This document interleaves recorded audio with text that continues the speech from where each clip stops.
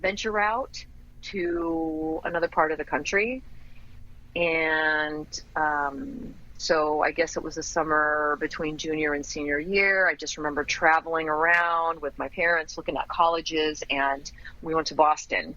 And I fell in love with the city. I thought it was so cool, very different from Texas, a lot of diversity there. Oh, yeah. And so that's where I ended up. So what college did you go to? Boston College. Boston College. Big arts program there?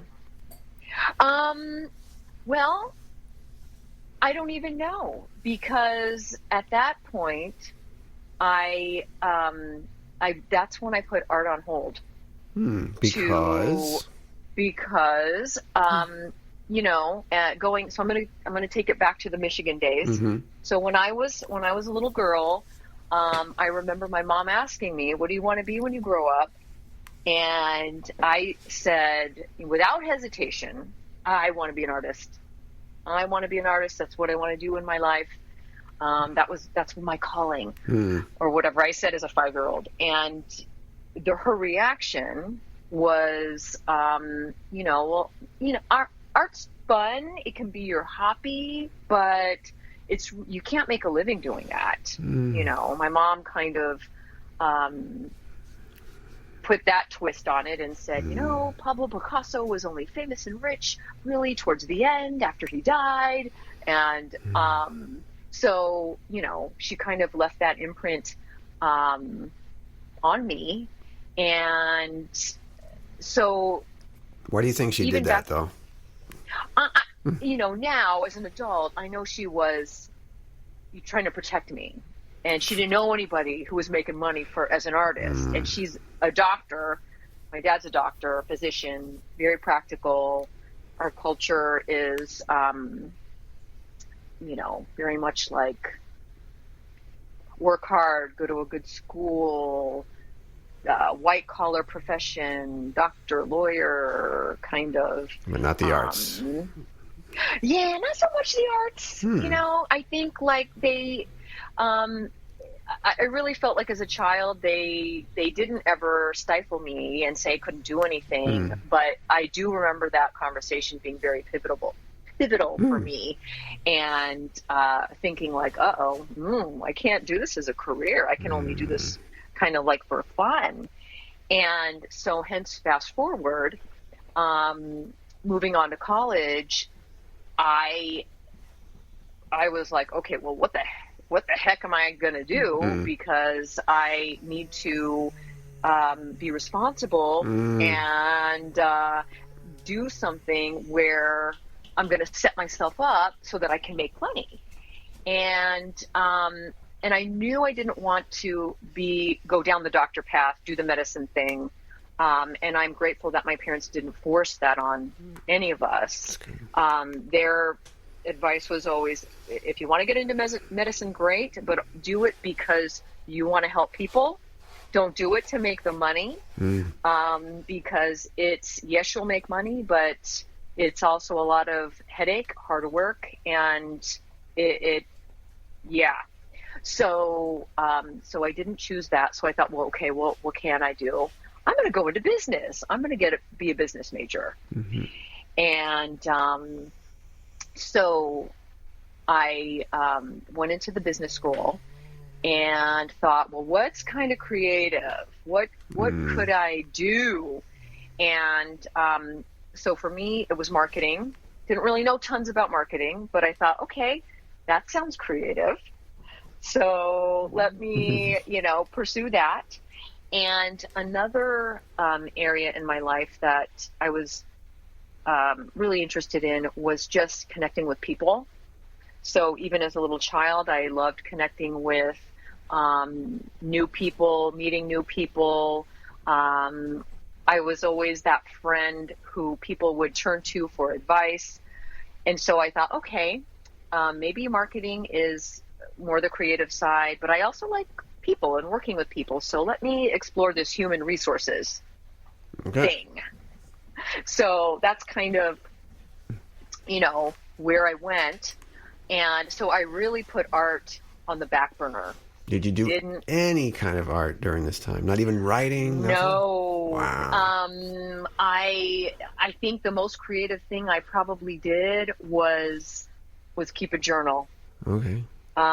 Keep a journal and maybe doodling like in my notebooks. But I stuck to the business courses. I just kind of like buried myself into that. And then my roommates, not all of them, but like half of them were in the arts program. So I see them like taking charcoal classes and painting and, doing things like that. And I do remember thinking, damn, I wish I was doing that instead. And I just, that time I just didn't really think that I could.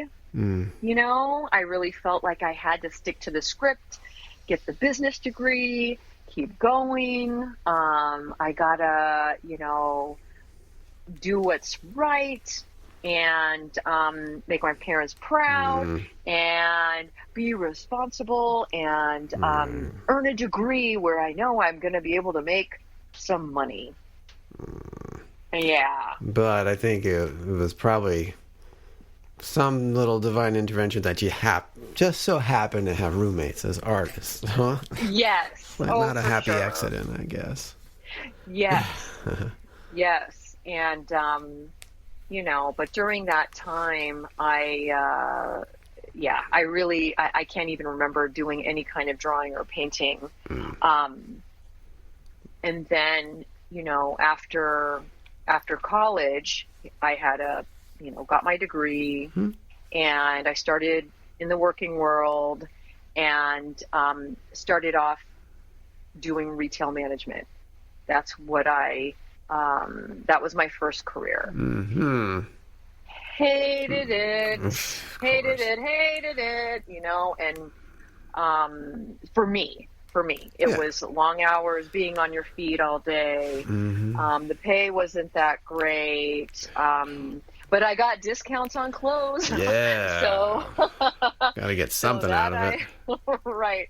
So that I liked, and I was doing that for a couple years, and I was working for a company called Cacique, and it was all like lingerie. It was part of the Limited Group, so they owned Victoria's Secret. They owned other clothing lines. So I enjoyed getting the discounts on all that stuff. Yeah. And then I went to another company, Rodier Paris, which was more, that was a, French company and a little bit more higher end. And, avant-garde. Yes, avant-garde. And, still doing the retail management thing. And not at all during this time. Any writing, any drawing? Nothing yet. Towards the end of my time there, my boss and I did some, she did creative promo stuff, and and I helped her with ads and things like that, and that was kind of creative a little bit, and that was kind of fun, and then I also remember putting together photo albums from college, and during that time, I don't know why, and I just remember bringing them in, and so actually, yes, I did do something creative. So in these photo albums, I there was like white space, and I would draw. So I drew borders for the pictures. I drew whatever, wrote some little poetry in the white space, and had my own little drawings in there. And I showed it to my boss, And I just remember her and the, the other ladies that I worked with, they said, "Oh my gosh, you're really talented. Your illustrations are really great. And, this is really great. Maybe you should think about doing something more creative." And so another part of the story is I started dating somebody. Mm-hmm. And he had plans to move to California.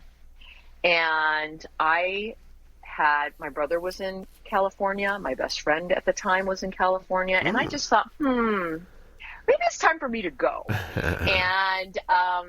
And I was also, this was like a couple years after college, and all my friends had moved away,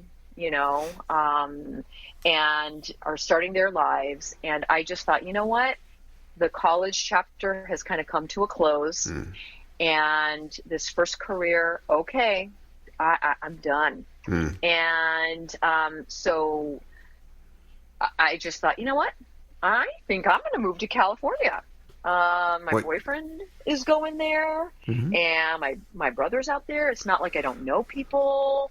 And there were a couple of other people from his friends from Boston College that moved out to California. So I just thought, okay, it's time. Moving on. When was this? And this was late 90s, 96. And moved to California, no job, no nothing, lined up. Was your boyfriend in the arts at all? He was in the business school. Okay. But he's also, his father was a pretty well-known jazz musician. Wow. And he was, he liked to sing. He was pretty musical. So more of a musician, and in the arts that way. And so we moved out to California, and I was like, okay, clean slate. Let's do, see what's there. Where? Oh wait, you know what? I forgot a story. So I'm going to go back to Boston. I did take an art class. Oh, you did? I took one art class. Yes, and the reason why I think I suppressed it is because I really didn't like the teacher. Because everything I did was wrong. I didn't have the right technique. It was 2D. I think it was like 2D art or whatever. And so every week we had a project, and then you had to put your art up, and you had to get the whole crit.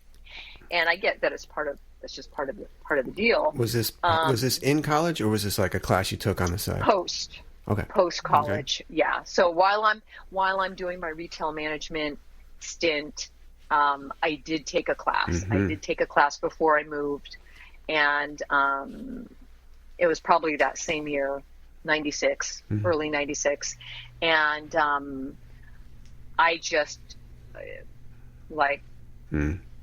was with a teacher that I just felt like she just hated my work, and then I took it personally too. I was like, oh God, this lady doesn't even like me. And so it was like literally week after week, whatever I felt like whatever I put up was just wrong, and it was really that was really tough for me. Of course. But I'm one of those people that is if you tell me I can't do something, and pretty much she told me, just because you like a certain dance doesn't mean you can dance.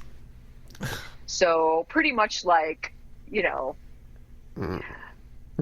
try and be an artist. That's what I felt. That was my takeaway. Don't even try. And so it was not a good experience. I think I got a C- in that class. And I do remember there was one week where her husband substitute, and I was just like, damn, I love this guy. Why couldn't he be my teacher? Really? But anyway, but still, that was very tough for me, but at the same time, just, whatever, it didn't deter me.